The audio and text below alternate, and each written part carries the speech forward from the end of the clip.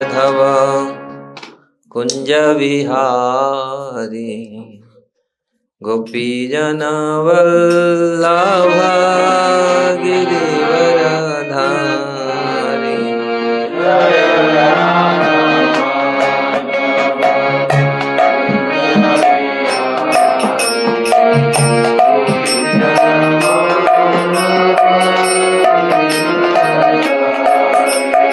जय राधा माधव कुंज बिहारी गोपीजन वल्लभ गिरिवरधारी।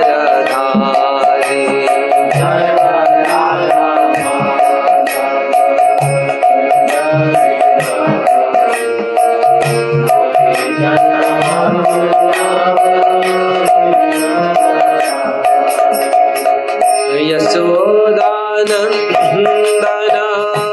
व्रज जन रंजन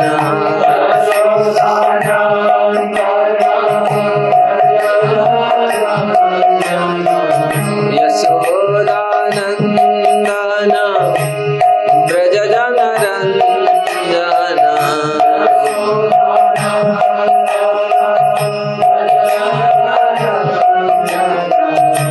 यमुना तीरावनचारी यमुना तीरावनचारी यमुना तीरावनचारी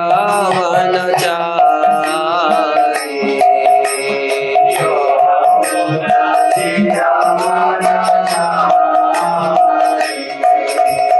जय राधा माधव कुंज बिहारी गोपीजन वल्लभ गिरिवरधारी।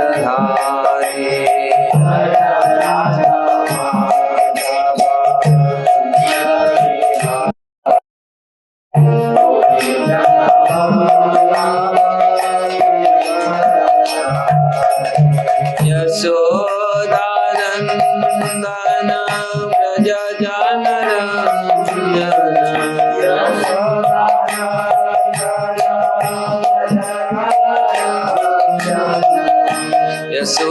यशोदानंदन व्रज जन रंजन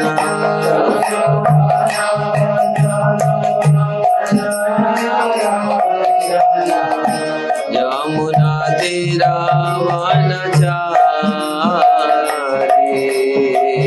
यमुना तीरावनचारी। जय राधा माधव कुंज बिहारी गोपीजन वल्लभ गिरिवरधारी। जय राधा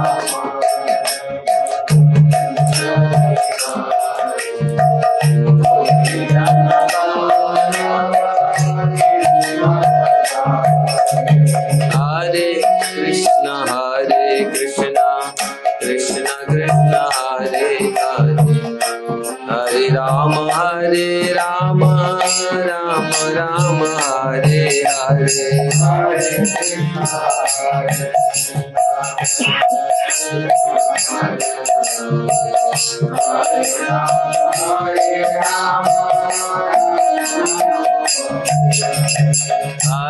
कृष्ण हरे राम हरे कृष्ण कृष्ण कृष्ण हरे हरे हरे राम राम राम हरे हरे। हरे कृष्ण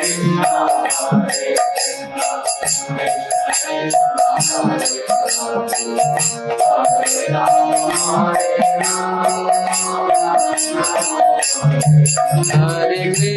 राम हरे कृष्ण कृष्ण कृष्ण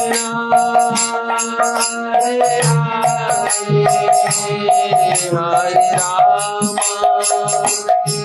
हरे Ram Ram Ram Hare Hare Hare Krishna Hare Rama Rama Hare Hare Hare Krishna Krishna Krishna Hare Hare Hare Rama Hare Rama Rama Rama Hare Hare Hare Krishna Hare Krishna Krishna Krishna Hare Hare Hare Rama Hare Rama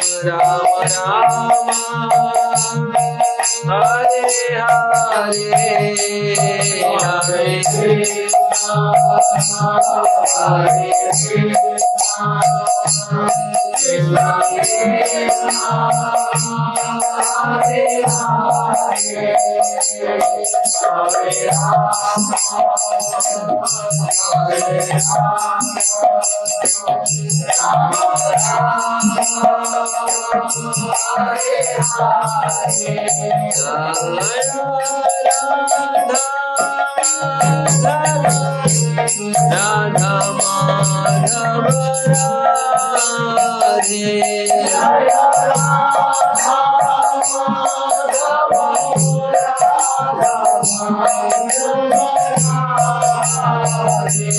Jaya Krishna Balaram Jaya Krishna Balaram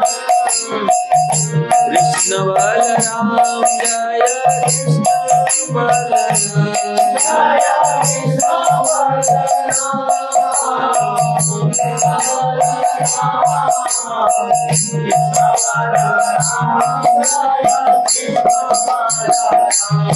Jaya Gauranita Jaya Gauranita Gauranita Jaya Gauranita Jaya Gauranita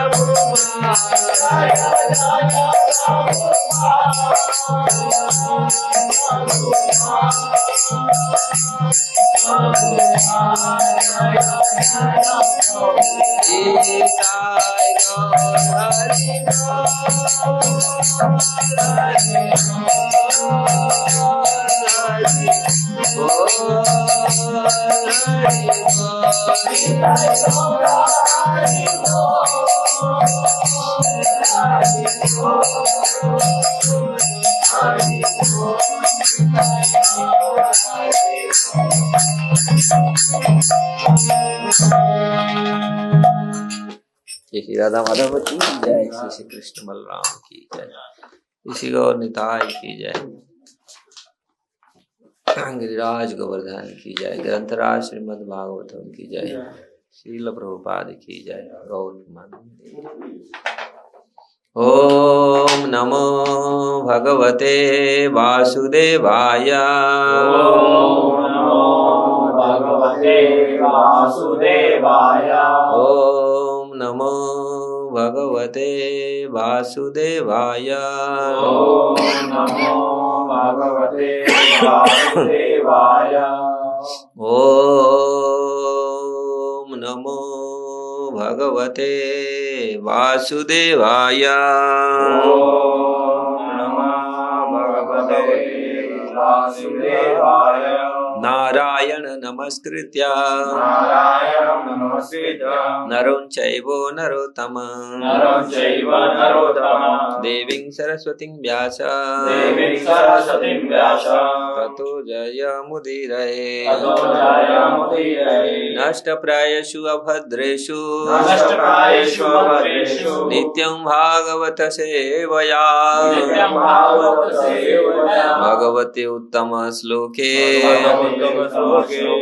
भक्तिर्भवति नैष्ठिके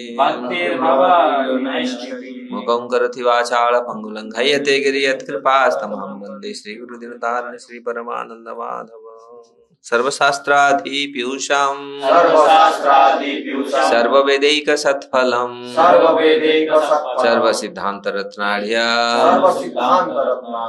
सर्वलोकैकदृक्प्रदां सर्वभागवतः प्राणं श्रीमद्भागवत प्रभु कलिध्वंतादितादित्य श्री कृष्ण परिवर्तितम् परमानंद पाठाय प्रेम वर्षक्षराय ते सर्वदा सर्वसेव्याय श्री कृष्णाय नमस्तुमे मदेक बंधु मत संगी मदगुरु मद महाधन मद निस्तारक मद भाग्य मदानंद नमस्तुते असाधु साधुदायिनम् अति निचोचतो करो हानमु जगदाचिन्म्या प्रेमनारद कंठयो स्फुरः श्रीमद् भागवतम की जय। श्रीमद् भागवतम दशम स्कंद अष्टम अध्याय श्लोक संख्या 5। ज्योतिषाम 5 ना अयनम साक्षात् यत् तत् ज्ञानम अति इंद्रियम प्रणीतं भवता येन पुमान् वेद पर अवरम ज्योतिषामयन् साक्षात्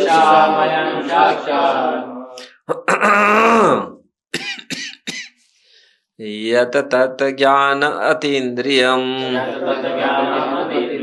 प्रणीतं भवता येन पुमान् वेद परावरम् ज्योतिषामयनं साक्षात्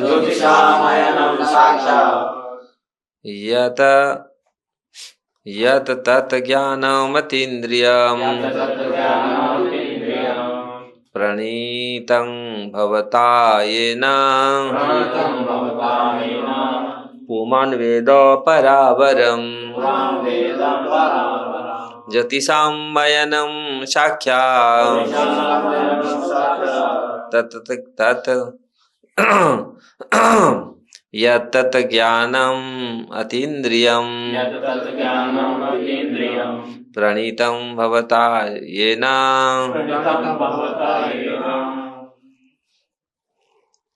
पुमान् वेद परावरम्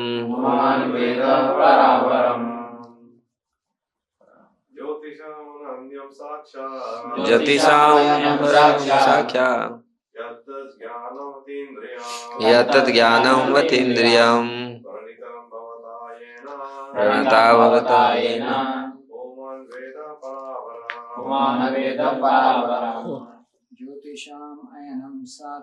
ज्योतिषामयनं साक्षात् यत् ज्ञानम् अतीन्द्रियं प्रणीतं भवता येन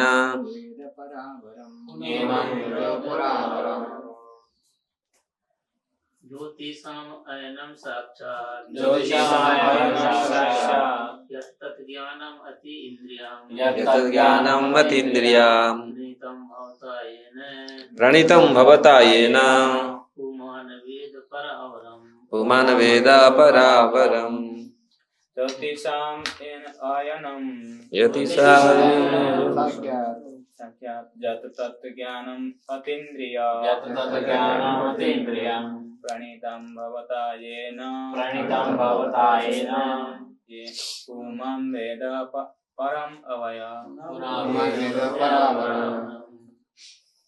यतिसामयनं साक्षात् यतिसामयनं साक्षात् तत् ज्ञानमतीन्द्रियम् यतद् ज्ञानमतीन्द्रियम् प्राणितं भवता येन भवता येन पुमान् वेद परावरम् पुमान् वेद परावरम्।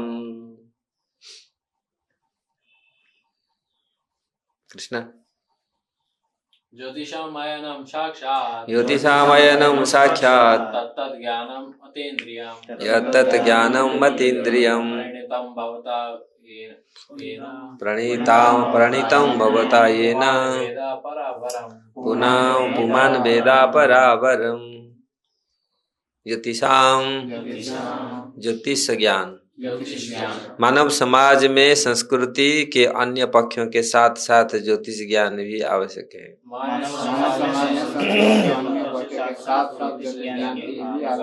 अयनम नक्षत्र तथा ग्रहों की गतियां साक्षात प्रत्यक्ष यत्तत् ज्ञानम ऐसा ज्ञान अतीन्द्रियम सामान्य व्यक्ति की दृष्टि से परे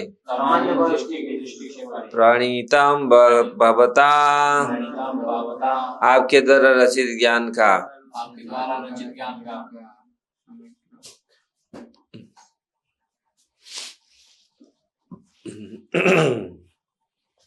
आपके द्वारा रचित ज्ञान का सम्यक ग्रंथ आपके द्वारा रचित ज्ञान का सम्यक ग्रंथ ये ना जिससे पुमान कोई भी व्यक्ति वेदा समझ सकता है परम अवरत अपनी भाग्य का कारण तथा कार्य।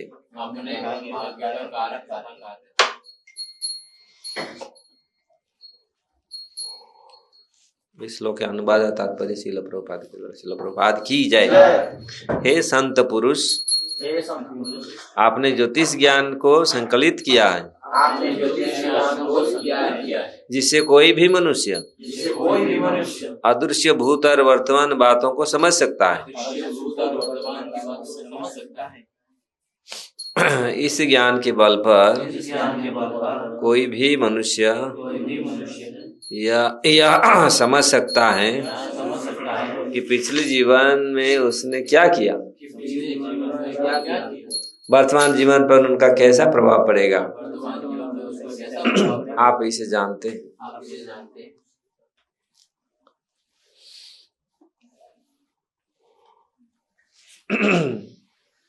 तात्पर्य अब भाग्य की परिभाषा दी जाती है।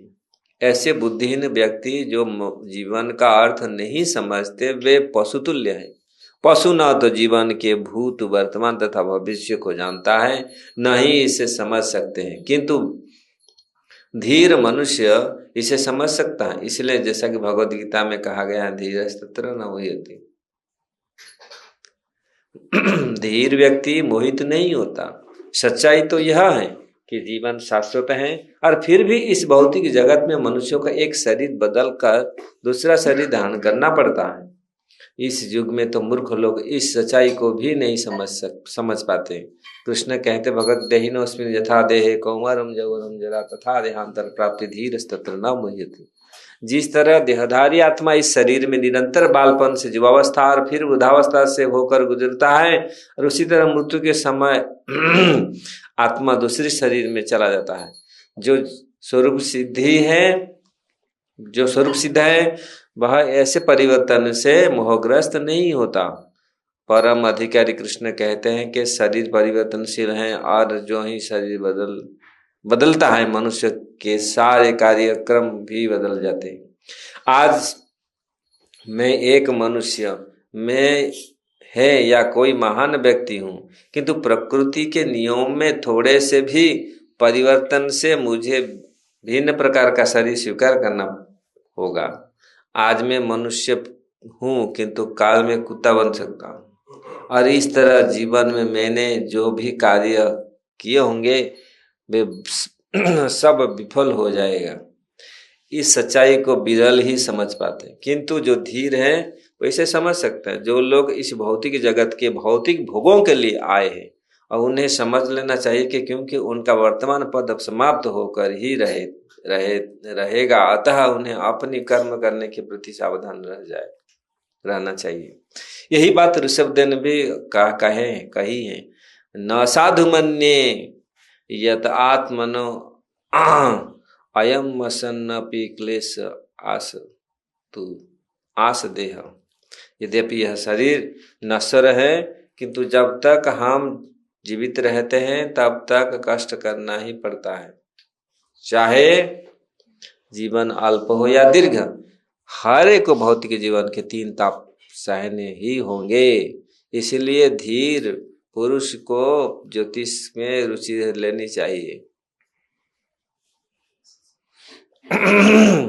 नंद महाराज गर्ग मुनि की उपस्थिति का लाभ उठाना चाह रहे थे, क्योंकि गर्ग मुनि ज्योतिष ज्ञान के प्रकांड पंडित थे, जिससे मनुष्य भूत वर्तमान और भविष्य की उद्देश्य घटनाएं देख सकता है। पिता का कर्तव्य है कि वह अपनी संतानों की शिक्षा दे। पिता का कर्तव्य है कि वह अपनी संतानों की ज्योतिष दशा जाने और उनके सुख के लिए जो भी आवश्यक हो करे। फलतः गर्ग मुनि की उपस्थिति का लाभ उठाने की दृष्टि से नंद महाराज ने सुझाव रखा कि गर्ग मुनि उनके दोनों पुत्र कृष्ण बलराम की जन्म कुंडली तैयार करें।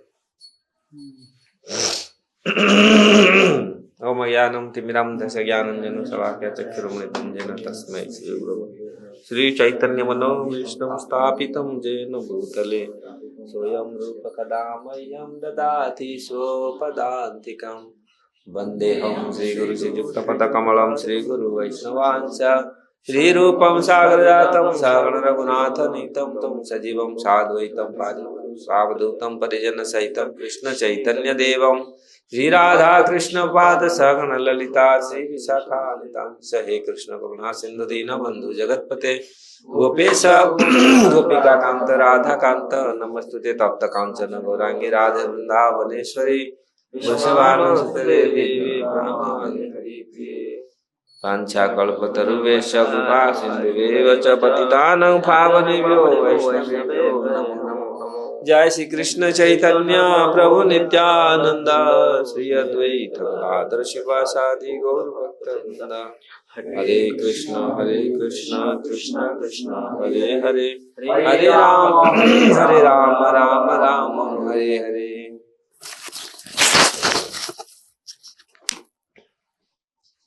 तो 10वें स्कंद के ये अध्याय भगवान कृष्ण द्वारा अपने मुख के भीतर विराट रूप का प्रदर्शन हम लोग पाठ कर रहे हैं। किस प्रकार काल हम लोग ये चर्चा सुने थे। नंद महाराज किस प्रकार गर्ग मुनि को दर्शन करके उनका स्तुति कर रहे, स्तव कर रहे हैं और ये प्रार्थना कर रहे हैं उनके घर में ये उनके पुत्रों का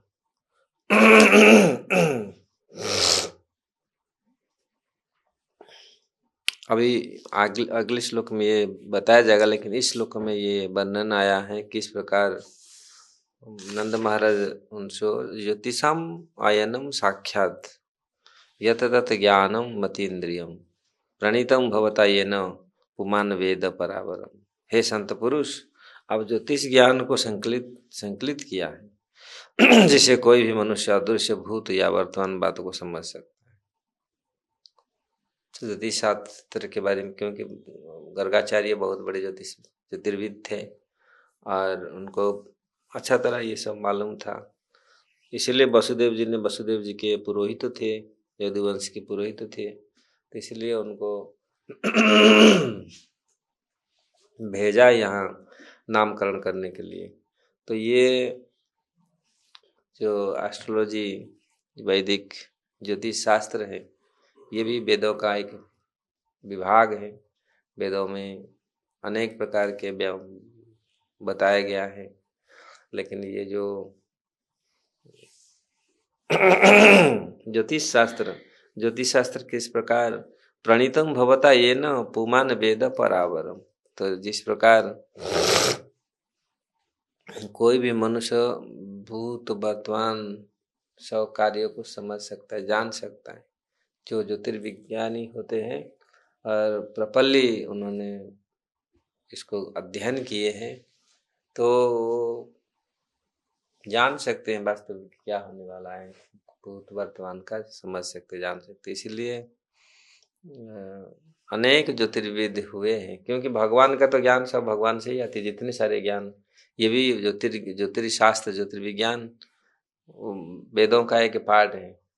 तो इसलिए भारतवर्ष में क्या, पूरी सारी दुनिया में ज्योतिष का ज्ञान लोग लेते हैं, लेकिन बहुत लोग मानते नहीं, बहुत लोग इसका ग्रहण करते हैं।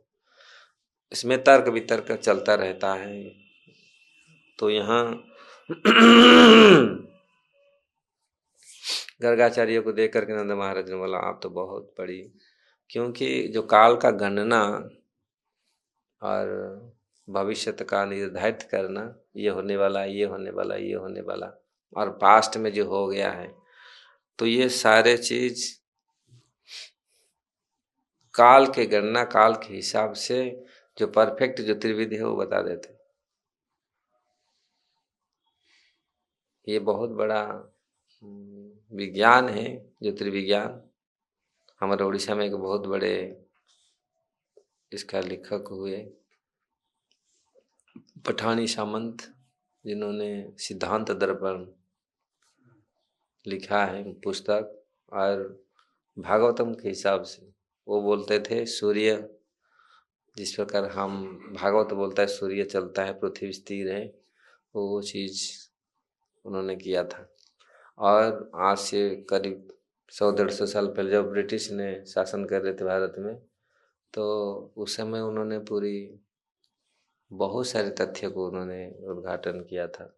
और ऐसे ऐसे 40 साल तक तो उन्होंने रात में सोया नहीं था, ग्रह नक्षत्रों को पूरा देखते थे रात में, क्योंकि रात में सब दिखते हैं पूरी सारे ग्रह, दिन में तो सब छुप जाते हैं, रात में ग्रह का चलन ये कहाँ चल, तो ये पूरी ये एक विज्ञान है वास्तविक कि ग्रह नक्षत्र कैसे चलते, कहाँ चलते, किधर चलते, किधर ये होता है, हर इसका पूरी विज्ञान उन्होंने बहुत सुंदर रूप में। हमारे भक्ति सिद्धांत सरस्वती ठाकुर जो प्रभुपाद जी गुरु महाराज, वो भी बहुत बड़े सूर्य सिद्धांत के ऊपर उन्होंने पुस्तक लिखे थे, इसीलिए सिद्धांत उनका टाइटल दिया गया है, भक्ति सिद्धांत। उन्होंने बहुत बड़े, बहुत कम उम्र में उन्होंने ये जो ज्योतिष शास्त्र को बहुत पारंगत ज्योतिष शास्त्र में हो गए थे। तो इसलिए वास्तविक ऐसे ऐसे विद्वान हैं, ऐसे ऐसे हमारे वेदों में ऐसे इस प्रकार ऐसा ज्ञान है, मिलता है। तो अगर हम इसको प्रपल्ली कोई करता है, प्रपल्ली पढ़ता है, प्रपल्ली कोई इसको, तो समझ जाएगा वास्तविक भविष्य में क्या आने वाला है, क्या होने वाला है। जो पास्ट तो हो गया, ये हो गया, और भविष्य में क्या होने वाला है। हमारे वो थे जो उड़ीसा में जो थे, वो उन्होंने पूरा किस दिन किसी मुहूर्त में वो प्राण त्याग करेंगे ये भी लिख दिया, इतना समय, इतना ये, इतनी सटीक था वो पूरा, इतना समय, इतना मतलब अगर प्रॉपर्ली कैलकुलेशन करेंगे पूरा आपका ग्रह नक्षत्र के हिसाब से देख करके, आपका जन्म कुंडली देख करके पूरा बता देंगे। अगर प्रॉपर्ली कोई ज्योतिष का जन्म कुंडली प्रॉपर्ली कोई बनाता है, उसमें चार्ट पूरा रखता है, ये व्यक्ति जन्म से हिसाब, जन्म से ही पता चल जाता है ये व्यक्ति ऐसा होगा, ये ऐसा करेगा। प्रभुपाद जी क्या बता दिए थे ना, प्रभुपाद जी ये बहुत ऐसा होगा। तो जितनी वास्तविक ये ऐसा विज्ञान है, जन्म के समय ग्रह नक्षत्र का स्थिति के हिसाब से इसका प्रभाव, ये व्यक्ति कितना प्रभावित, कितनी प्रभावशाली होंगे, कितनी विद्वान होंगे, कितनी क्या होंगे, ये सारे पूरी चीज सामने आ जाता है। ऐसे ऐसे लोग हैं जो, तो कहने का तात्पर्य यहाँ गर्गाचार्य को भगवान का जो नामकरण, भगवान का अभी कृष्ण बलराम का नामकरण होने वाला है, तो उन्होंने इसी की अभिप्राय से उन्होंने भेजा इनको, जाओ तुम उधर, ये करो। तो इसलिए प्रभुपाद जी ने यहाँ पर बहुत सुंदर बात लिखे हैं। किस प्रकार बुद्धिहीन व्यक्ति जो जीवन का अर्थ नहीं समझते वे पशु तुल्य है। पशु न तो जीवन के भूत वर्तमान भविष्य को जानते हैं। तो वास्तविक आज समाज में जीवन का मूल्य को नहीं समझते हैं और कोशिश भी नहीं करते। हम कौन है, कहाँ से आए, क्या करना है, केवल आहार निद्रा भय मैथुन इसी में ही जीवन चला जाता है। जिस प्रकार पशु अपना जीवन बिता लेता है, तो इस प्रकार उनका और कोई जिज्ञासा ही नहीं है। जिज्ञासा केवल इंद्र तृप्ति, कहाँ खाना, ये पर ये मिलेगा, ये कहाँ, वही केवल वही जिज्ञासा है।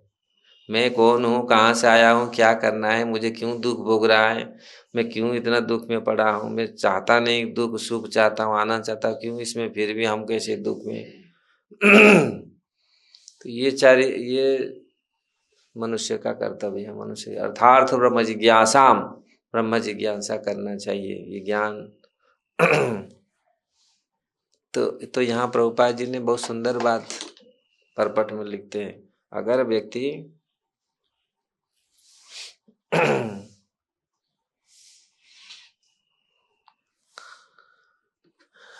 अगर इसका पशु ना तो जीवन के भूत वर्तमान भविष्य को जानते हैं, ना ही उन्हें समझ सकते हैं और ना जानने की कोशिश करते हैं।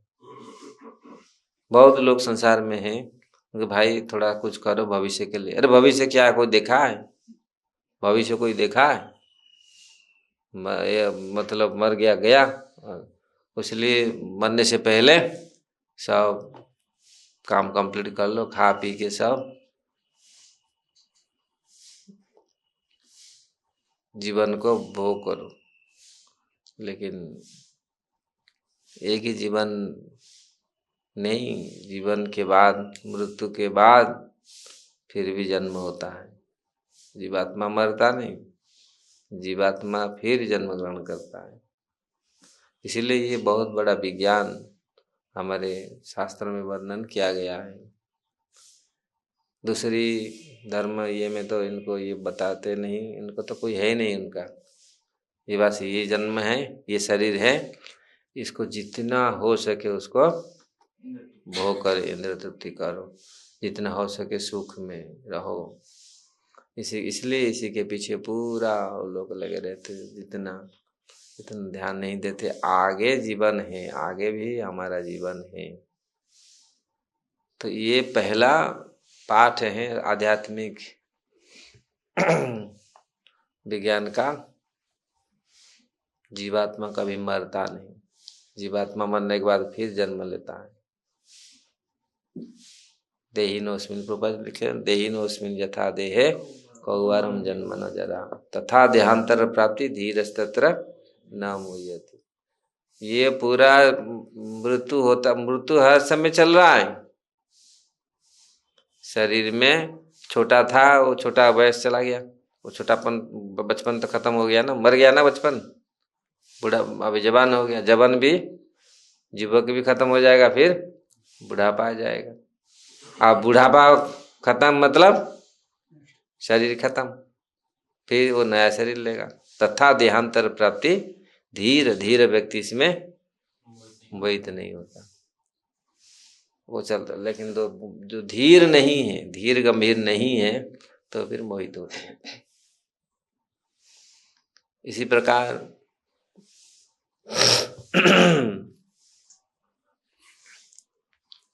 भगवान का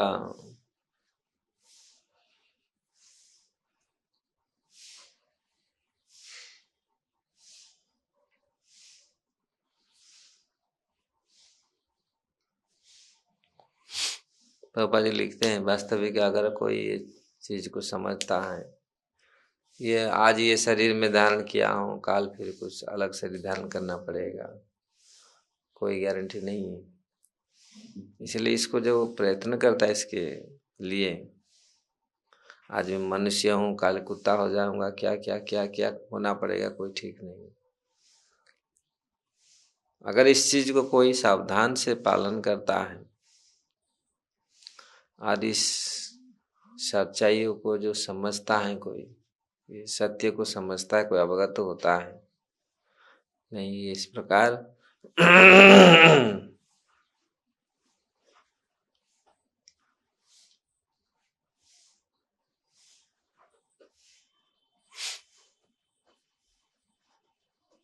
इस प्रकार हमारे भागवतम और अनेक शास्त्रों में ये वर्णन आता है किस प्रकार मनुष्य को इस चीज को समझना चाहिए, कहाँ कहाँ कहाँ कहाँ किस प्रकार इस जगत में जीवात्मा आता है और चला जाता है, फिर शरीर धारण करता है, फिर मरता है, फिर जन्म होता है, फिर मरता है।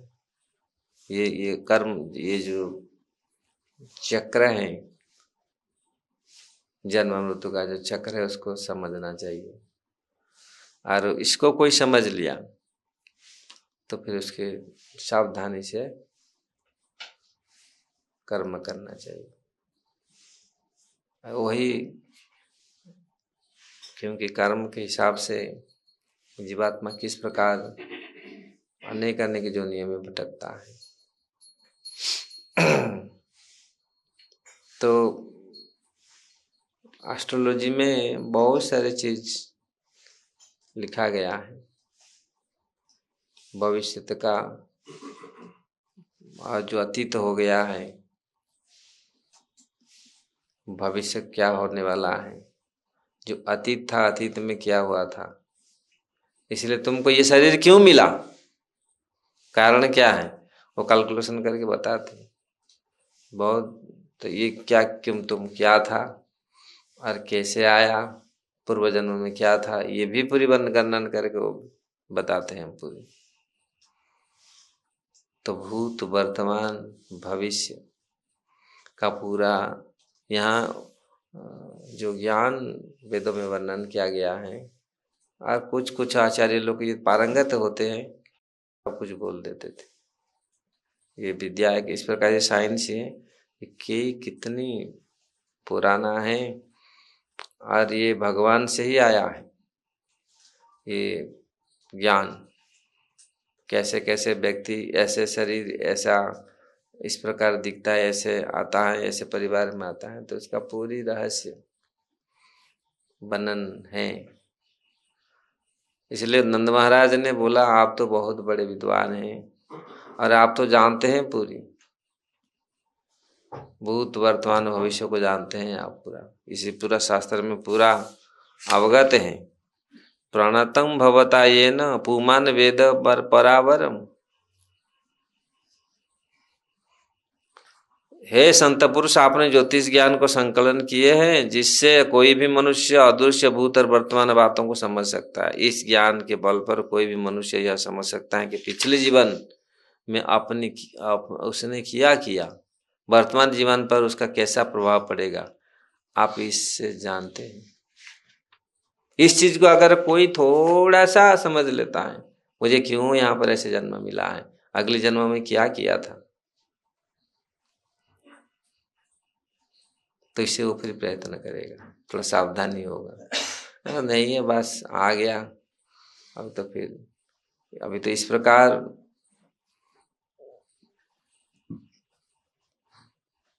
इच्छा ही नहीं है, और इच्छा भी होता है कभी समझने के लिए हम क्यों इस जीवन में दुख मुझे मिल रहा है, मैं क्यों इस प्रकार जन्म हुआ है। एक ही समय में शिशु जन्म लेते हैं, कोई अच्छा परिवार में जन्म लेता है, कोई अच्छा रहता है, और कोई फुटपाथ में भी जन्म होता है, कुछ नहीं मिलता। इस पर एक ही समय में तो इसलिए इसका कर्म का रहस्य है। जिस प्रकार हम पिछले जीवन में जो कर्म किए हैं उसके हिसाब से ये शरीर मिला है। शरीर के हिसाब से फिर हमारा स्मृति शक्ति, हमारा ज्ञान, हमारा वैराग्य, ये सब उसी के हिसाब से फिर मिलता है। पिछले शरीर का कर्म का, पिछले शरीर का ही जो कार्य किए हैं, जैसे जैसे जैसे जैसे उसी का पूरा तो ऐसे अनेक शास्त्र में वर्णन है, हमारे वेदों में इसका वर्णन है। हमारे इस चीज को कोई विश्वास करता है, उसको समझता है, और कैसे जाना है आगे के लिए, क्या शुभ कर है, और इसे अगले जन्म में, अगले जीवन में किस प्रकार हम अच्छा इसको ये करें। इस जीवन तो ऐसा हो गया, जड़ भरत ने, उन्होंने देखा, उनको तो याद था कि मैं किस प्रकार राजा भरत था, और मैं किस प्रकार एक शावक, मृग शावक के प्रति आकृष्ट होकर के किस प्रकार मेरा यादवती हुआ, मैं मृग बन गया। और उसमें फिर भी वो सब जीवन को पूरे से, और मृग बनने के बाद फिर वो भरत, जड़ भरत बने। शुरू से उनका ये रहा, वो जानते थे, और जानबूझ करके किसी को कुछ नहीं बोलते थे, गूंगा बहरा जैसा होकर के रहते थे। पिता माता ने किसी को कुछ नहीं बोलते थे, वो पूरा ऐसा, और हमेशा भगवत चिंतन में रहते थे। तो नहीं, और किसी के प्रति ना मोहित होऊंगा और ना कोई, क्योंकि उसका झटका लगा है, उनका बहुत झटका लगा है, और पूरा याद है। इसीलिए पिता माता ने बहुत प्रयत्न किया, इसको कैसे, इसका देखभाल कौन करेगा, इसका लास्ट में देखभाल कौन करेगा, और वो जानबूझ करके ऐसे व्यवहार करते थे, जैसे वो जानते नहीं कुछ, सुनते नहीं कुछ, क्योंकि बोलेंगे अब जान ये करेंगे तो फिर लगा देंगे इसमें सब, फिर फंसाएंगे इसमें, लगाएंगे पूरी, तो पूरा निर्लिप्त रहते थे, उदासीन रहते थे पूरी, जैसे कोई हो कुछ उनको मालूम ही नहीं। पिता माता से सोच सोच के वो प्राण त्याग कर दिए। सौतेली भाई ने उनको देखा, ये तो खा पी के तो ये होता है, खाता तो पीता है, बात से उनको लाई, इसको काम में लगाओ। काम में भी लगाए, वो भी काम भी ठीक से नहीं करते थे, क्योंकि वो भगवान के चिंतन में रहते थे। छोड़ जाए भान में जाए, काम क्या है उसको कुछ कोई ध्यान नहीं देते, भगवान के चिंतन में रहते। ये देखे अरे ये तो पूरा, ये तो बेकार है, ये तो ना जहां उसको रखवाली करने के लिए रखा है ये भी बेकार है, ये रखवाली ठीक से नहीं कर रहा, इसको बोले इसको ये क्या करें इसको। फिर वो बोले कि क्या इसको रख के फायदा, खिला के कुछ फायदा नहीं। संसार तो ऐसा है, स्वार्थ पर संसार है, अगर स्वार्थ नहीं होगा तो यहाँ कोई नहीं देगा, कुछ नहीं करेगा, तो उसको भगा दिया। फिर जाके बस वो जंगल में घूमने लगे बस आराम से, और पूरा फ्री हो गई।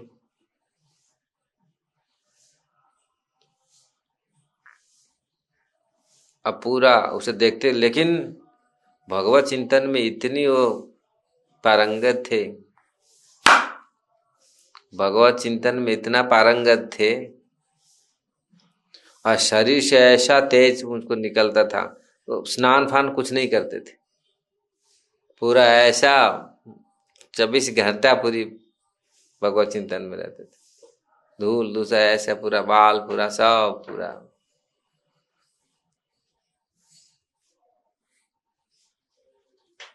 लेकिन जो देखने वाला है, समझने वाला है, और देखो किसी को कुछ नहीं बोले, किसको, उसके जो पिताजी और ये लोग जो जगत के लोग उनसे पीछे पड़े, ऐसे बोलो ऐसे बोलो ऐसे बोलो ऐसे करो तुम ऐसे करो, लेकिन उन्होंने पूरा गूंगा बहरा बन गया कुछ ही नहीं। और रहुगण, जब रहुगण के सामने पहली बार उन्होंने मुंह खोला तो पूरा मुंह खोला तो उसका सीधा राजा पूरी भक्त बन गई। वैसे तो भक्त थे, जा रहे थे सुनने के लिए भगवान का कथा, लेकिन समझ नहीं पाए थे ये कौन है, और इतनी डांटे उनको, तुम ऐसा, तुमको देख लूंगा, ऐसा कर लूंगा, तो इससे पूरा, तो इस प्रकार इसी से ही हमारा ये मिलता है। वास्तविक अगर हम इसको कोशिश कर सावधान रहे पूर्व जन्म, क्योंकि अभी जो हमको मिला है, अभी जो जिस प्रकार जिस स्थिति में है हम लोग, इसको प्रयत्न करना है। कृष्ण चेतना हम कैसे ये तो भगवत कृपा है, भगवान की कृपा है, वैष्णव का कृपा है, हम लोग आए हैं, लेकिन इससे पूरा सावधानी से हमको करना पड़ेगा। और दूसरा जन्म किस प्रकार ना ले। जड़ भरत जी महाराज जिस प्रकार पूरी तन्मयता से भगवान का चिंतन किए, ये जगत के प्रति कहाँ कहीं मोह न आ जाए। जब वो याद रखते थे हमेशा, मैं महर्षि भरत था, मतलब इतना बड़ा राजा भरत था, छोड़कर सब कुछ पूरा आया, पूरी वैराग्य, बहुत कम समय में वैराग्य ले लिए थे, सबको सौंप करके अपना बेटे को बहुत कम समय में पूरी वैराग्य ले लिए थे। और इतनी तपस्या, इतनी नियम नीति में रहते थे, लेकिन फिर भी आसक्त हो गए।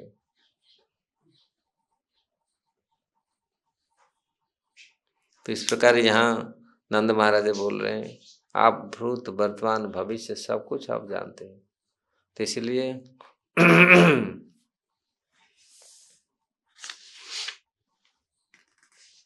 काल फिर हम लोग पढ़ेंगे, नहीं तो आज भी पढ़ सकते थे। अभी और एक श्लोक है, नंद महाराज बोलेंगे, इसके बाद फिर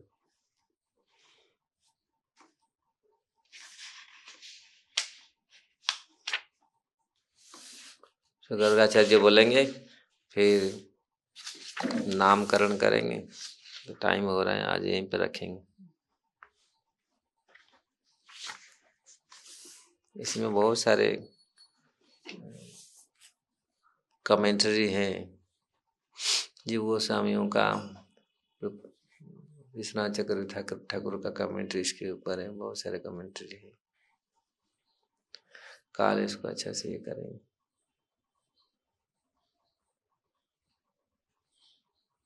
इसलिए यहाँ प्रभुपाद जी बोल रहे हैं, नंद महाराज इस प्रकार लाभ उठाया गर्गाचार्य का, ज्योतिष शास्त्र का, क्योंकि वो जानते हैं पूरी भूत वर्तमान भविष्य।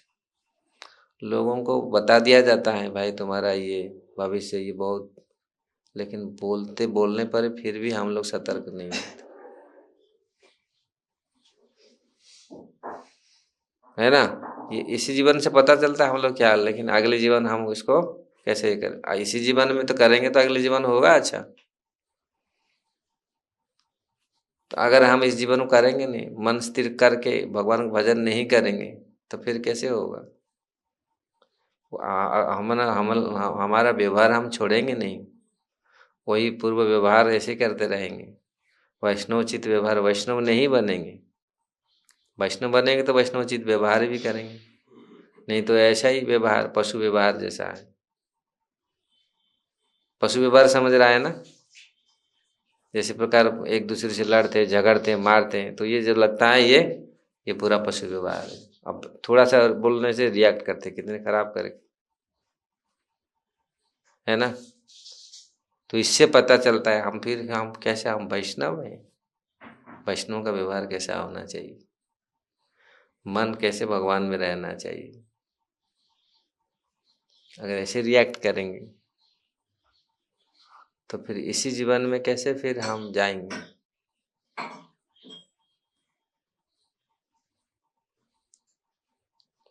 तमाल कृष्ण महाराज कहा करते थे, जो भी ऐसा बनना है, भगवान धाम को कैसे जाने के लिए हम लोग पहले योग्य तो बने, फिर जाए। वो डांटते थे, ये तुम इतना नहीं जानता, ऐसा करना नहीं जानता, ऐसा ये नहीं करना जानता है। श्री कृष्ण बलराम की जय।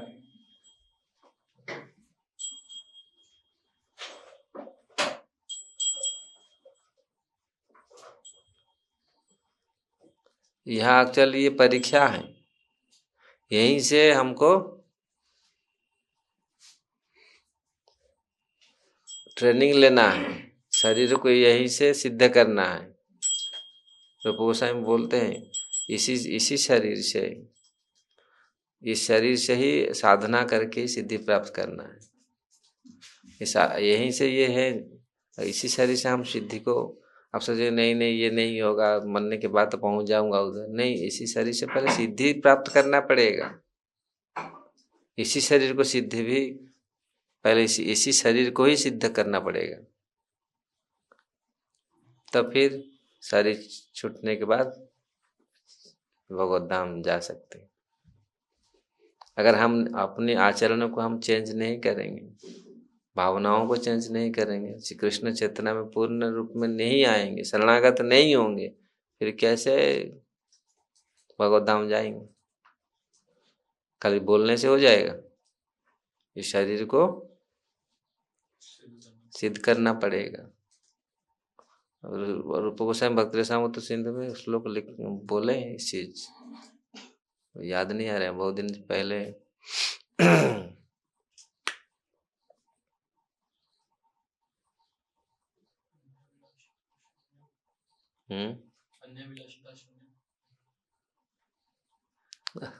वो तो शुद्ध भक्ति का सिद्ध, ये शरीर भी सिद्ध करना है। यहीं से मुक्त हो जाते हैं लोग। पूरा ऐसा आचरण, ऐसा साधना करते हैं तो पूरा भवित श्लोक है भक्ति रसामृत, बहुत सुंदर श्लोक है। हम लोग पढ़ रहे थे ना, वो है श्लोक, बहुत सुंदर श्लोक, मेरे को याद नहीं आ रहा है। बहुत बार गोस्वामी प्रभुपाद जी ने लिखे हैं, साधन करके किस प्रकार इसी शरीर को सिद्ध करना है, भवित सिद्ध। बोल गया है।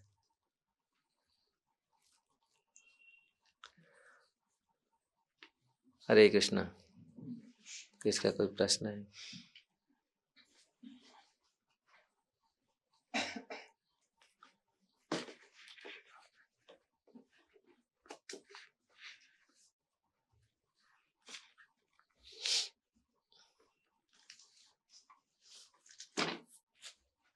ग्रंथराज श्रीमद् भागवतम की जय, श्रील प्रभुपाद की जय। गुरु महाराज की जय।